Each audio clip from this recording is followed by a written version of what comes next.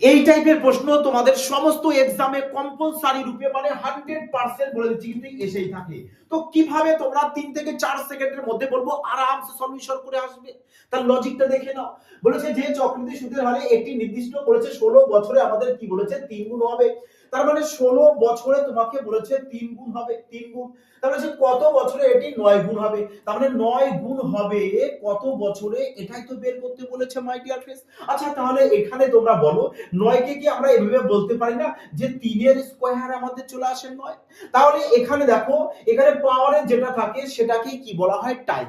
ব্যাস তাহলে এবার এই 2 এর সাথে তুমি 16 কে কি করবে গুণ করে দেবে। তাহলে 16 দুগুণে চলে আসছে কত 32। ব্যাস তার মানে 32 বছর তোমাদের অপশন বি চলে আসবে correct answer my dear friends. তাহলে এই প্রশ্নটি তোমরা সেম ভাবে এই প্রশ্নটি সবাই সলিউশন করে কমেন্ট সেকশনে জানাবে তোমাদের কারেক্ট আনসার কোনটি। আর যদি লজিক ভালো লাগে তো অবশ্যই একটি ভিডিও কমেন্ট লাইক এবং চ্যানেলটিকে শেয়ার করতে কিন্তু ভুলো না।